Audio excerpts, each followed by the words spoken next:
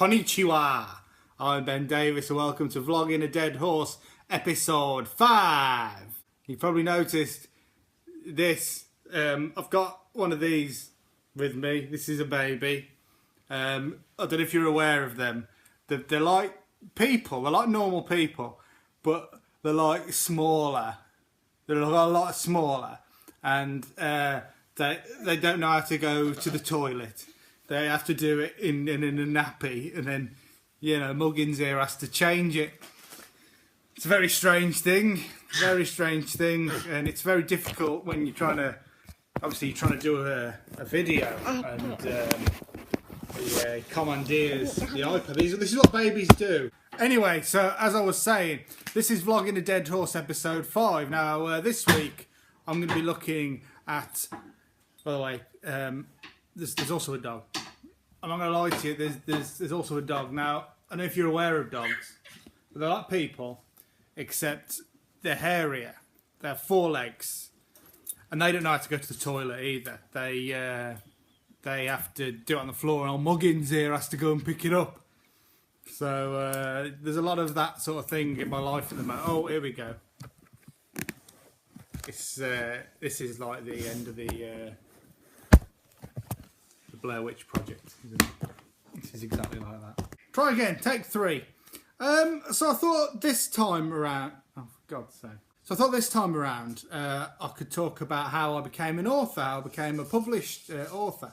I know that many of you watching this will also be keen writers, so maybe there'll be some tips in there for you. But first, as I said before, I'm trying to branch out from being an author as well, because let's face it, it's not going to make me rich anytime soon. I'm having to record videos on the floor with this going on, look. I can't afford a nanny, so I need to do other things. And I thought that one thing I could do is become a filmmaker. Now, you saw my attempt with Kevin the Friendly Fish the other week. Now what I'm doing is straight up just remaking existing films. And so this attempt is called Jurassic Park: The Next Generation.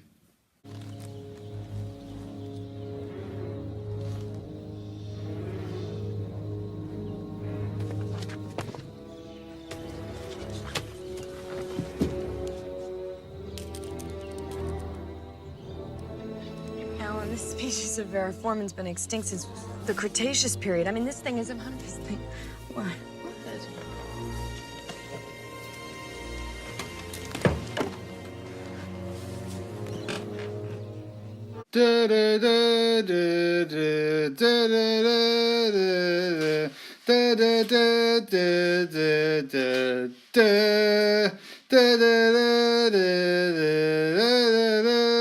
Now you can't possibly watch that and tell me that wasn't better than Jurassic World. Yeah, stick that up your Chris Pratt. Anyway, so on with the main feature of the video.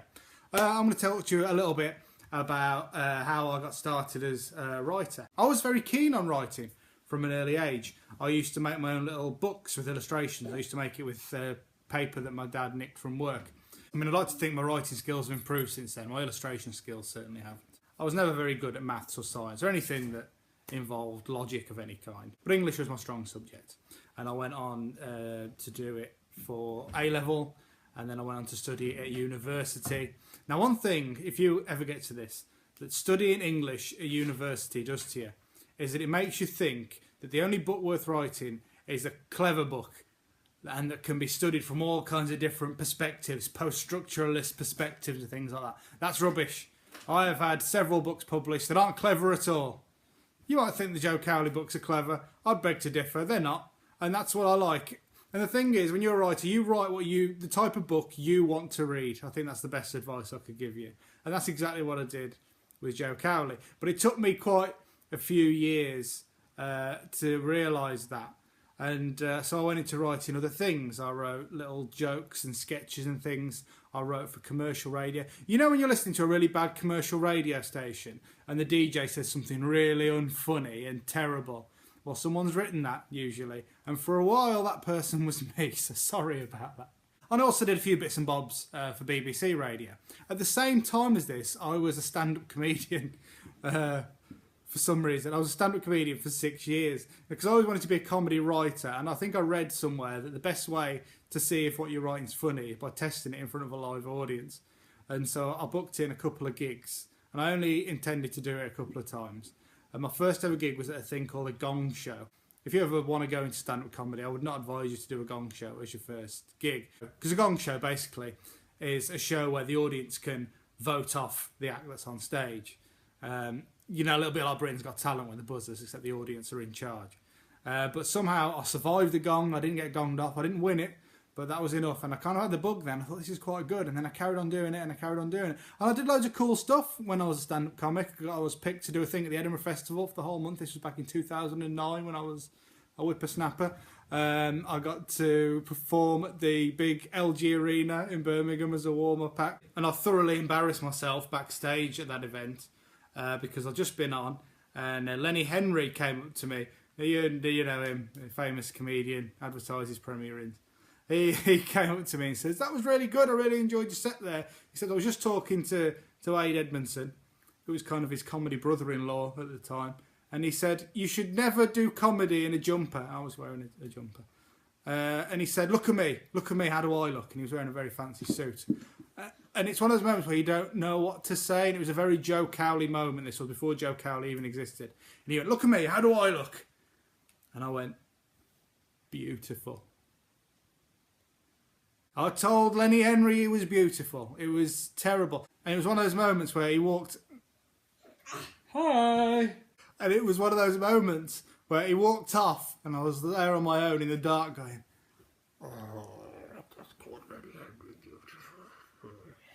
but yeah, as I said, I did comedy for 6 years. And in the last couple of years, I was falling out of love with it because I was always more into the writing than the performing. Doing stand-up, there's an awful lot of travelling. It is not a glamorous profession at all. It's a lot of, service station, ginsters, pasties at 1 a.m. It's not as glitzy as Michael McIntyre's Comedy Roadshow would have you believe. And I started thinking again about my old itch to be a novelist.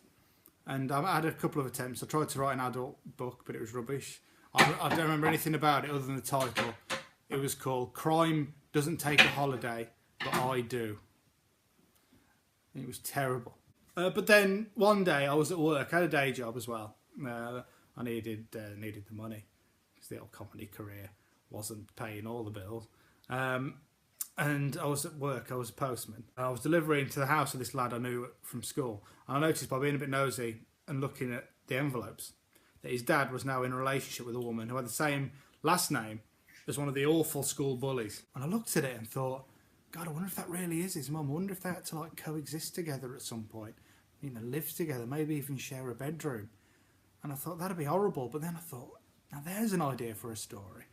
So I wrote it down on one of those red cards that we put through your door and we pretend to knock. Just kidding! And took it home and went from there. And of course I knew it was going to have to be a kid's YA sort of book. But I didn't really know anything about it. And then I hit a brick wall with it at one point. Couldn't get into it at all. And I gave up on it for 6 whole months. At the back of my mind, I always thought there was something in it. So at some point, I decided to rewrite it as like a play script, as if it was going to be performed on the stage. And that really helped. It stripped away all the description and stuff like that. And just got down to the dialogue and who the characters really were inside. And it helped me get to the bottom of who Tom Cowley was. He was Tom Cowley back then. He was named after my dog, Tommy, who you saw earlier, and the street I lived on when I was little called Cowley. And there you go. There's a little fact for you. And it really helped me understand who he was, because in the first draft attempt, he was too much of an angel. He was a really boring character. And that helped me understand that he's maybe a bit of a nerd, a bit pompous at times and things like that. And it really solidified the characters of Harry and Ad. To begin with, I went straight in with the 4 in the first draft, including Greenie. He was already part of the friendship group from the get-go. But then I took him out and recast him as a kind of, to use wrestling terminology, a tweener. in that he could go face or heel before the full face turn later on. So that's what I cast him as, and he's a much better character for that, I think, personally. Anyway, so then I'd written it. I got the first draft pretty quick after that. I went back, wrote it as a book. It was a straight head. It was in the third person, actually. And if you don't know what I mean by the third person, it was instead of saying, oh, I did this, I did that, it was he did this, he did that. And so when you've got your book written and you want to get it published, first thing you need to do is get an agent, because publishers generally don't look at anything unless it's come through an agent. And so I started sending stuff out to agents. First 3 chapters is generally the rule, or something like the first 10,000 words, some prefer, whatever. And I sent it out to about 3 or 4. And I wasn't expecting to hear anything of it. You hear all these great authors who get rejected dozens of times. So, you know, I thought, well, if they're great and getting rejected all that, then what, you know, I'm probably going to get rejected thousands of times. And then I went away on holiday. My wife and I, my fiance and I, were getting married in the Dominican Republic in the Caribbean, very, you know, schwank. And this was in the days before all hotels had Wi-Fi all over the place. So the only way I could check my emails was to go down to reception. And I finally got around to doing that after I'd been there about a week. And I sat down in reception and checked, and I think it was 4. All 4 of the agents had replied. I opened the first one. It was a form rejection, which is just basically a thanks but no thanks cut and paste job. And it's understandable. They get absolutely inundated. They get thousands and thousands of submissions. So, there was no hard feelings. And then I opened the second one, same form rejection. Opened the third one, form rejection. And then there was a 4th one. I thought, I'm going to open this, another rejection, go back to my holiday. I'm not going to let it spoil my holiday. I'm getting married. It's an all-inclusive bar. I'll have forgot about that in a little while. So I opened it, and there was loads of actual writing in it. And it was a reply. And I thought, wow, this is going to be a personalised rejection. Now, personalised rejection sounds awful, but it is a really good thing when you're writing, because it means the agent has read the whole thing and liked bits of it and felt strongly enough about it to write back to you and say, it's not for me, but if you change this and that, I'm sure it'll find a place somewhere. But it wasn't that. It was from my agent, or from an agent, wanting to read the entire thing, but with some changes.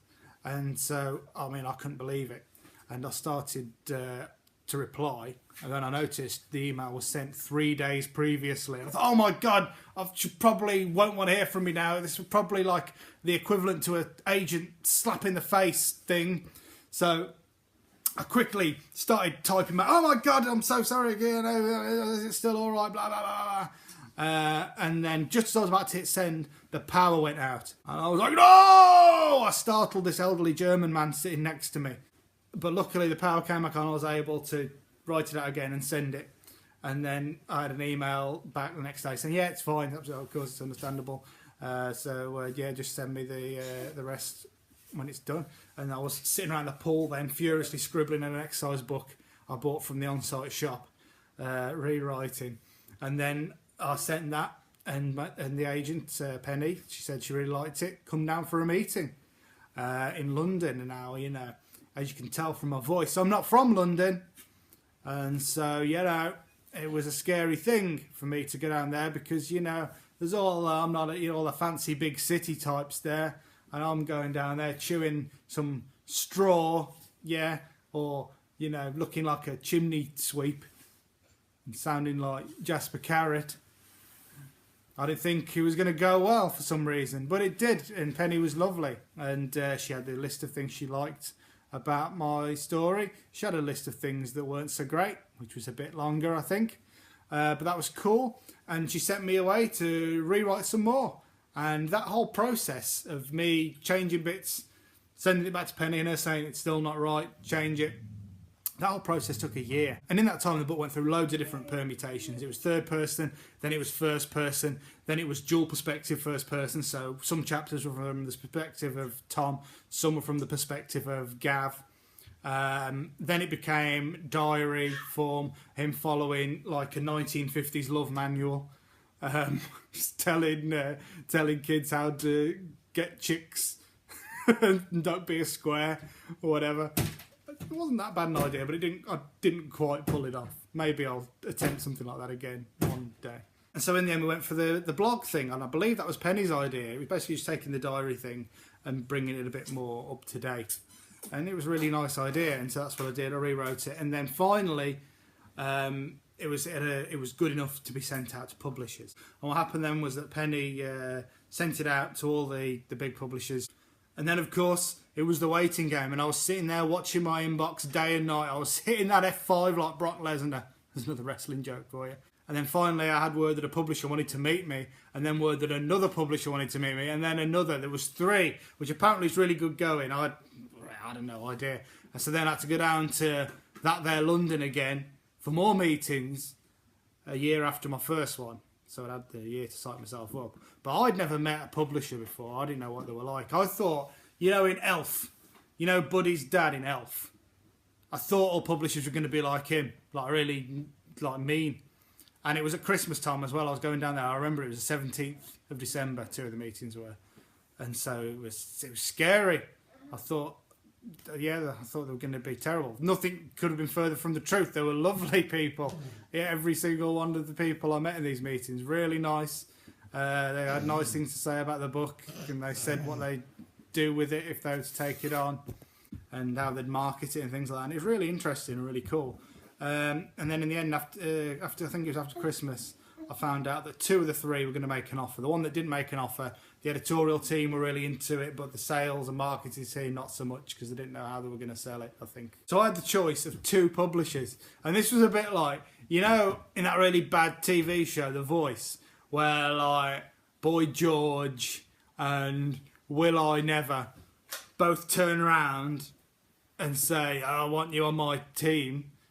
And then they have to choose between the 2 mentors. That's what it was like. I was like one of those really successful singers from Off The Voice that you've heard of. And in the end, I chose OUP, Oxford University Press. It was a very tough decision, but I went with them because they were very nice people, which helps, because you've got to work with these people for a long time. Not that the other publishers weren't nice, but they were very nice. They made, actually, for my first meeting, they fed me pheasant, by the way. We had a meal, and I had pheasant.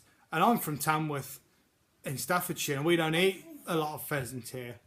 I'll occasionally see one, as I nearly run it over, but I've never ate one. And it was very nice. I'd eat it again. They put like a shoebox together. Claire, who's the editorial assistant at OUP, put the shoebox together, painted it all, designed up all nice, and there's all stuff in it. There was like balloons, the bit with the P balloons. There was a Pink Floyd CD in there. There was a What Would Picard Do t-shirt. If you watch the Joe Cowley book trailer, I'm wearing that t-shirt and that. And there's other bits and bobs in there. I think there were licorices, licorices that remind Joe of Natalie's lips. And there was lots of really nice things in there, so that was really cool. And they wanted to make it an illustrated book. No other publisher had that idea, and it was a really interesting idea because it's a gap in the market that no one was really filling, the post-Wimpy Kid thing, and so they had the idea of illustrating it, which I thought would work really well. And so I was very excited to sign up with them. Now, you might think that now you sign up with the publisher, that's it, your book's out and everything's done. Not true at all. I was then paired up with an editor. In this case, it was Claire, who made the very nice box.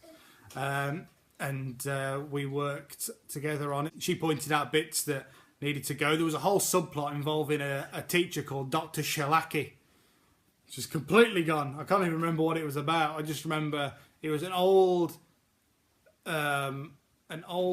teacher called Dr. Shalaki. And in one of the early drafts, he marries Doris. That's how weird it was in the early days.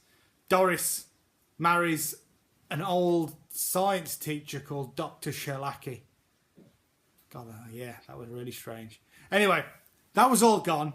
Got rid of that. And also, my first idea for Joe Cowley, I think I was writing it for a market that's not necessarily there, the kind of older market. So the language was a bit stronger in terms of swearing and things like that, which they were taking out. I know there's a few mild ones in Joe Cowley. Because the thing is, when you're writing 14-year-olds, you want to be realistic, but not too realistic.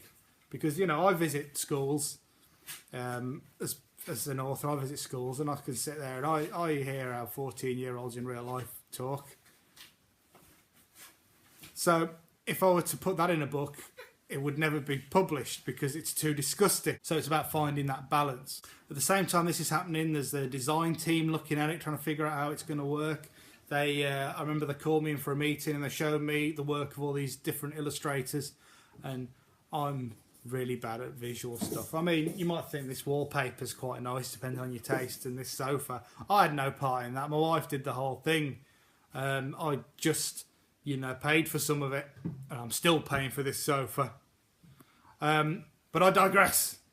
I'm not very good at visual stuff, but they chose Mike Lowry, and I was really pleased they did, because he's got this kind of punkish style, which I found really appealing. It's kind of raw style that believably looked like it could have been done by a 14-year-old. That's not to say his illustrations are rubbish, just that this kind of raw punkish style, which isn't too polished. I mean, you couldn't believe that, say, Quentin Blake was a young kid, if that makes sense. Not that Quentin Blake was in the frame to illustrate Joe Cowley, but you know what I mean. And of course, it's been shopped to foreign publishers, and it's now sold in places like South Korea, Romania, Estonia, Turkey, Latin America, I think Brazil. I've probably forgot others, but yeah, places like that, places I'd never have thought my stuff would ever be published. Well, so finally, after 18 months after I signed up with OUP, the book was out. Private Blogger Joe Cowley was out on shelves. It was a very exciting time. 4 full years after I had the initial idea. And so that's it. That's how I became a published author. And since then, I've been cranking them out with alarming regularity. There's been 2 Joe Cowley sequels, Danny Dread, My Embarrassing Dad's Gone Viral. There's going to be another Joe Cowley sequel out next year called Straight Out of Nerdsville, and a book out called, and the title has now been confirmed, Make Me Awesome. I'm very excited about that, and there's going to be a video about Make Me Awesome coming up pretty soon, I think. So that's it, I think. I'm going to go now, because it sounds like, the baby is he's gone into the drawers, and he's got out all kinds of papers. I don't know if they're important papers. They could be very important papers. So I should probably go and deal with that. So I'm going to sign off now. Now, normally I'll sign off in the language I signed on with, but I don't know what the Japanese for goodbye is. So I'm just going to say, see ya.